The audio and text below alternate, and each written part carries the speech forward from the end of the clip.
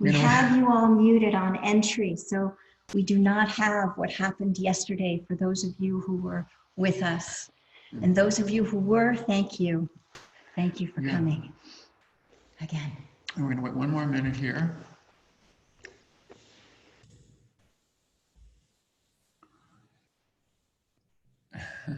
Yeah, thanks for your compassion and patience for yesterday. Those of you who were here yesterday, a few technical glitches, and we think we have those ironed out. So you'll be muted. Also, there may be a couple of you. We had a max of 100 that could come on yesterday, and that was exceeded. And so today we have upped it to 500. So unfortunately, the person who's 501st is going to be left out. And you snooze, you lose. So anyway, so we're going to do a do-over here because most of you who were here yesterday. It's just not quite 10:30 yet. Most of you who were here yesterday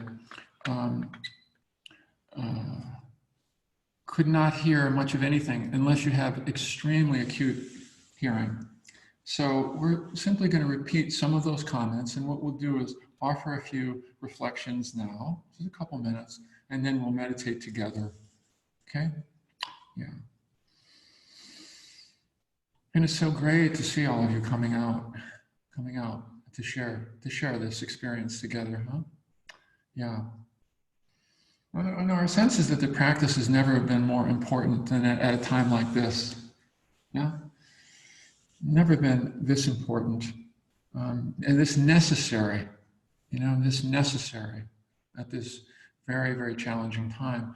And one of the functions of the practice, one of the directions, one of the orientations is to help us stay more balanced so that we don't let the unwholesome, afflictive mind states overly intrude, overly dominate, overly, run roughshod through the mind and body. And in all humility, for those of you who have practiced, and that's most of you, this is always easier said than done, right? Those afflictive and challenging mind states do come to visit us, and it's always challenging to manage those, work with them, settle with them, settle around, not let them take us over. But it's even more challenging now with the rising tide of fear and anxiety in our culture. And being sensitive, it's hard not to accrue. It's not hard for some of that not to seep in to mind and body, to seep in to the organism. Yeah? For all of us. For all of us. Yeah. And many of us perhaps have struggled over the years with establishing a somewhat more regular meditation practice. I know I've had to get back on the horse several times with my meditation practice, have fallen away from it, come back to it. I've had to renew my vow a few times, the promise that I've made to myself, more than a couple times. We just wonder with you whether this might be one of those moments in your own practice to renew your commitment to sit a little bit more regularly. Yeah. Yeah, to reestablish that intention, to revisit, to renew, to recommit. Now, not that we want to ask you to take the 30-day meditation challenge with us. I don't know, should we do that? But we do. We do. But we think this is really the great time for you to do this, to practice. Come back into it. Yeah. Recommit and deepen your practice. Either here or elsewhere. There's certainly other online things going on now. And some of you may be, used to practicing regularly, on your own. Maybe your practice is that strong. However, just consider that others may appreciate and feel your presence also in an online Sangha at this time as well. So in either case, we want to support you to practice. Yeah? Sangha may be important. The community of like-minded others may be more important now too. Yeah. So I just want to encourage you to practice. Let's practice together. Let's practice together and rediscover the practice as the beacon, the balance beam, the rudder, the refuge that it can be for us during this very precarious time. Mm. And it's in a situation like we find ourselves in, unpredictable, unusual for all of us, where the challenges are more evident. And it's in the challenging situations where our practice has a chance to grow even more. Out of necessity, but that's the blessing of these challenges, is that it creates the opportunities for us to practice. It becomes evident what's necessary. And in this kind of a situation where the conditions are truly ripe for us to practice, we might have a chance to see exactly how stress lives inside of us, what the pattern of stress is, what that looks like inside the bodies and the breath and the heart and the mind. We want to learn how to untangle from those stresses. So the discovering of them and the softening around them becomes just so vital.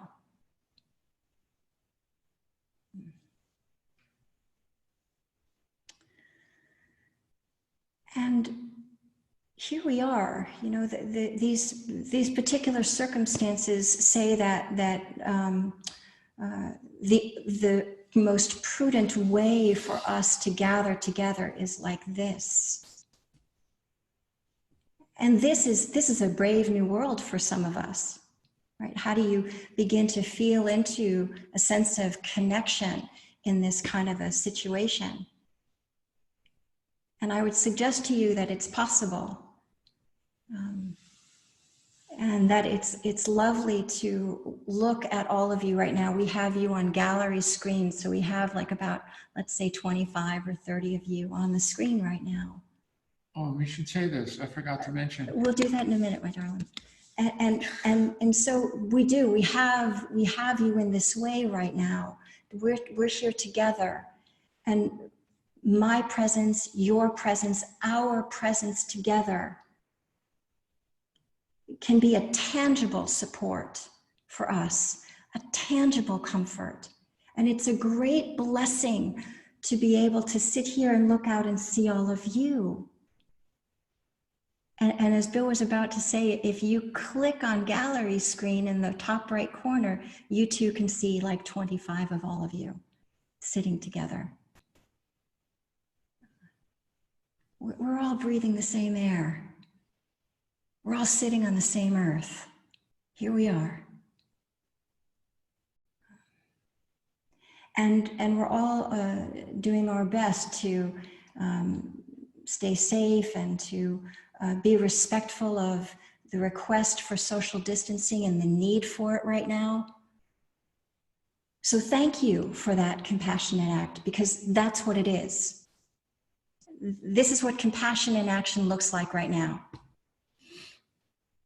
Take refuge in that awareness that we are, each of us, doing our best to not cause harm. That is a great blessing. And we can delight in that. We can truly appreciate that. Our own efforts for the practice and for other people doing the same. So rather than succumb to the contagions of fear and anxiety, of irritation, restlessness and worry, let's see if we can soften and soothe and release whatever stress is possible.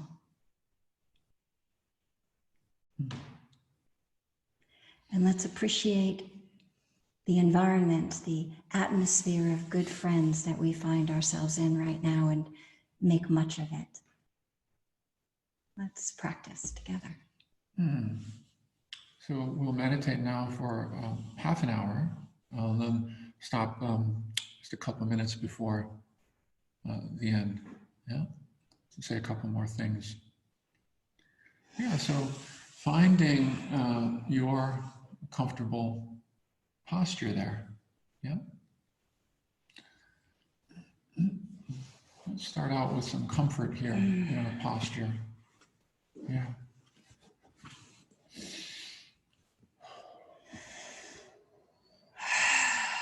And lightly closing the eyes, and maybe if it's supportive to you, it is to us, taking a couple of deeper than usual breaths, really deep inhales.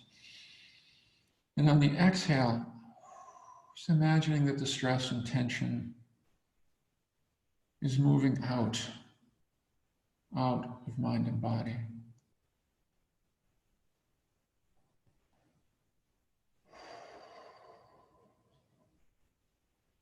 And allowing the breath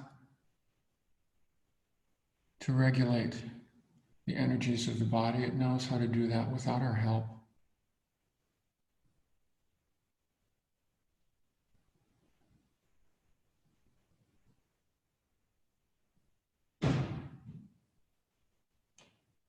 Beginning, if you will, to watch over the gentle rhythm of the breath.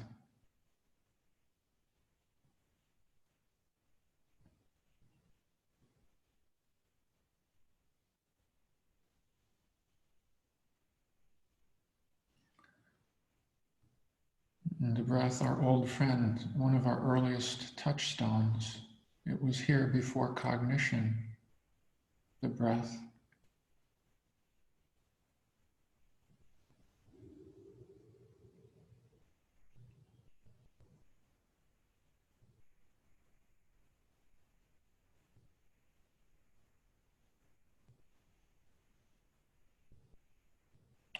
It was as if you were attending to the breath with the care and consideration and the respect that it deserves, the breath of life.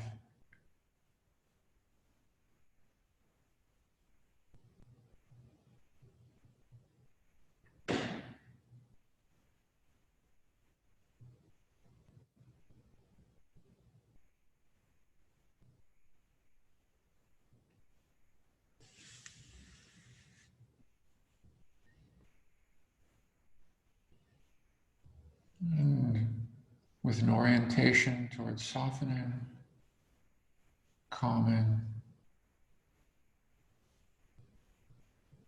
settling.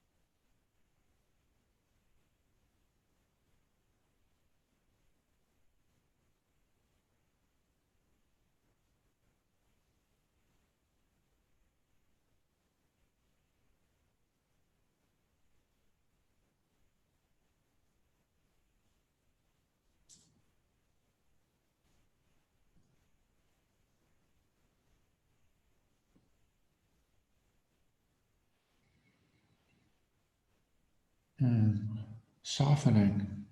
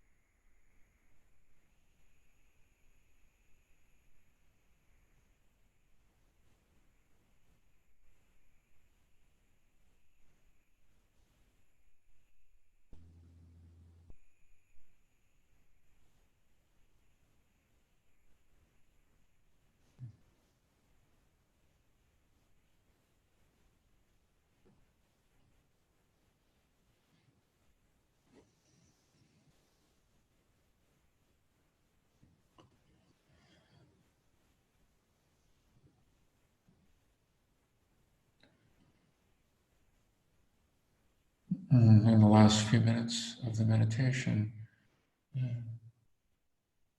perhaps arousing together the heart of compassion.